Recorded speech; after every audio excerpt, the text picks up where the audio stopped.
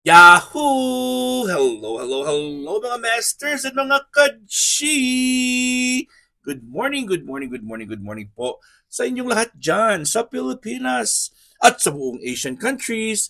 At kung sama kayong lapalop ng ating daigdig, ay hayaan niyo muna kami ni G, the green girly cutie patuti iguana, na batiin po kayo ng good morning, good noon, good afternoon, good evening, at good night na po sa mga ready ng matulog. At syempre, welcome po sa ating G and Daddy Health and Lifestyle Tips.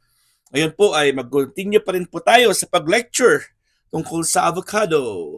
So meron na tayo na-discuss for the past 3 days. Okay, so why is avocado good for us? Yan po yung tanong. So na-discuss na po natin a little history or a little description of avocados, and of course ang kanyang nutritional value and ang kanyang meron po tayong ano na 11 or mga benefits po ng avocado. Siyempre, yung pinakauna na benefit ng avocado na discuss po natin is it's really healthy for the heart. Healthy for the heart. And number two is great for vision. Dahil po yung avocado ay parang mata po ang itsura ng avocado, di ba? So, bigyan natin si G dito. You stay there, okay? I love you, baby. Baby girl is so pretty. Stay there. All right, so let's discuss about avocados. Malinis naman po at kami naman ni Jing kakain ng avocado na yan. So, maglalagay po tayo ng ating gloves. Alright, so great for vision ng avocado, di ba? Sabi dito. And may help prevent osteoporosis, and components may help prevent cancer. Ayun din po. At syempre, meron din po siyang supporting fetal health na discuss natin kahapon and reducing depression risk. And yun po, tatlo yung na-discuss natin. And of course, improving digestion. So, nag-help improve digestion din pong avocados, mga masters. Right, so as you can see po, yung avocado, di ba? Hatiin natin sa gitna. Hatiin natin sa gitna yung avocado. Ano makikita natin, di ba? Kasi paborito namin ni G ito yung avocado eh. Okay, so for now, ito gagawin natin. Diba? Natin na natin sa dalawa. So, parang mata. And syempre parang heart din po siya. And it's really good for digestion. So ito po, one of these days po, itotopic natin kung paano ma-maximize po ang buto ng avocado. Very, very important din po ang buto ng avocado. At ako po ay bibili ulit ng isa pang set ng avocado kasi ubus na ng aking stocks. So, meron pa tayong tatlong natira. Kasi bumili din ako ng 2 days ago. Bumili din ako. Ay, tatlong beses na po akong bumili since ako po nag-start ng lecture ng avocado. Kasi masarap talaga ang avocados, mga masters. And very healthy po siya talaga. Alright, so ilalagay muna natin dito ang avocado. Okay? So, ang number 9th na, hindi pala, ang benefit, one of the, number 8 na benefit ng avocado, mga masters, is natural detoxification.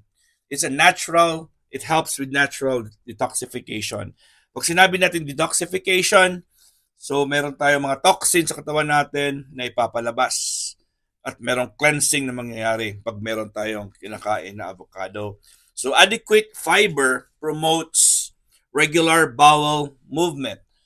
So pag kumakain ka po ng fiber, meron tayong sinasabi na good bowel movement or maganda yung pag-poops mo, which are crucial for the excretion of toxins through the bile and stool. So lalabas talaga through the bile, ating bile, and of course ating poops, stool. So meron din mga studies na nagpakita, there were studies shown that dietary fiber also promotes good gut health. So dietary fibers are really, really good for the stomach health or digestive health and microbial diversity. So maganda po yan sa natural microbes sa tiyan natin. Okay? Ang dietary fiber, nagtutulong din po siya. This also helps the body maintain a healthy bacterial balance. So as I said, meron po siyang microbial diversity. Okay? So this can reduce inflammation and aggravation of the digestive tract. So, kung meron kang dietary fibers, natulungan niya pong hindi ka magkakaroon ng mga stomach upset or any problem or mga problema po sa digestive tract. Like iba dyan ay namamaga or meron silang gastritis, colitis, gano'n. So namamaga po yung kanilang mga colon, namamaga po yung kanilang tiyan dahil po ay may infection or meron pong irritation na nangyayari dyan. So with the help of this dietary fibers that that can be found sa ating avocados and very good amount of fiber dito sa avocado ay makakatulong po. And of course, ang numbers 9 natin, ang ika-9 na benefit ng avocado is osteoarthritis relief. Osteoarthritis. So, sino ba sa inyo dyan ang may osteoarthritis, mga masters? Avocados and some other plant foods contain saponins. Okay, saponins. Ang soy ay kasama din po dyan. Saponins. These substances may have positive effect on the knee, sa tuhod natin, mga masters, ang saponins. Okay? And hip osteoarthritis symptoms. So nakakatulong po siya sa mga knee and hip osteoarthritis symptoms. Sino ba sa inyo dyan ang palaging nananakit po ang kanilang mga tuhod, ang kanilang mga kanang hips or balakang? O, diba? So yun po talaga ang problema. Osteoarthritis po yung iba, merong ganyan. So nakakatulong po ang saponins na matatagpuan po sa superfruit na avocado. Okay? However, siyempre, dito na naman tayo, researchers have not yet confirmed the long-term effect of saponins in people with osteoarthritis. Siyempre, hindi naman nila sasabi na naman po sila na hindi naman ito talaga yung real na gamot. Siyempre, ito gamot, di ba? Food, ito food. So, siyempre, gagawa sila ng mga warning na no approved therapeutic claims, mga ganun. Pero siyempre, years and years back, tested and proven na po ito. Okay? So, if you believe, okay, ikaw ay gagaling. Di ba? So, number 10 po, mga masters, in antimicrobial action. Okay? Antimicrobial action. So, avocados and avocado oil. Kasi may pinaprocess po sila na tinatawag dito na yung pina-ferment po, or parang may process na ginagamit dito na ginagawa para po ay extract ang oil ng avocado. So, kanyang avocado oil, of course, the avocado itself contains substances that have antimicrobial properties. According sa research na ginawa po nila, research shows that avocado seed extract can help defend the body against both Streptococcus agalactiae and Streptococcus aureus infection. Okay? So, yun po ang kanyang So, ang meron tayong tinatawag na Streptococcus agalactiae and Streptococcus aureus. So, yun po yung mga may studies po napakita na makaya po ng avocado oil and avocado seed extract na makatulong against sa mga infection na yun caused by those kinds of foreign bodies sa ating katawan. And of course, number 11 po, mga masters, is protection from chronic disease. That's the last infection against chronic disease.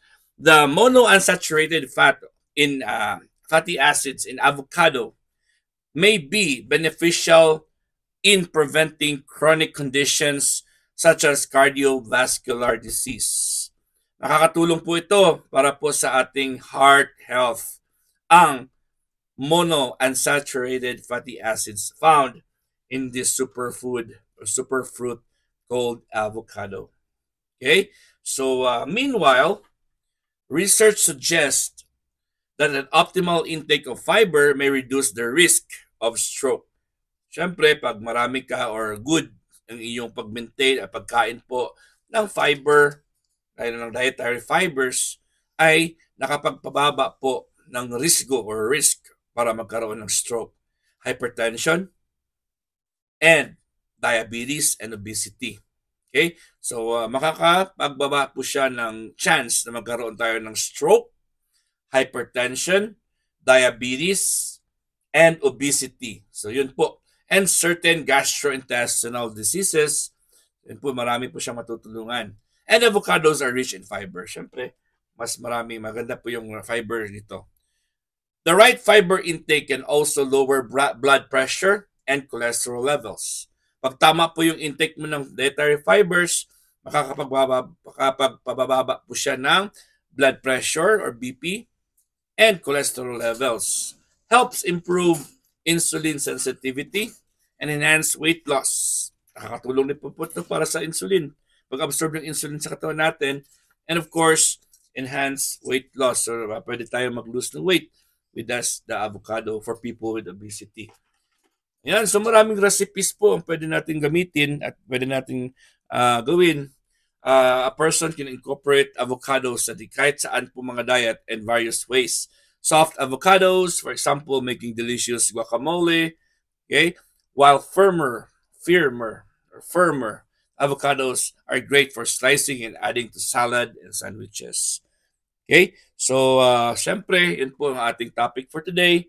And maraming salamat po. At kita-kits muna tayo mamaya, 8 o'clock p.m. 8 o'clock ng gabi, Philippine time.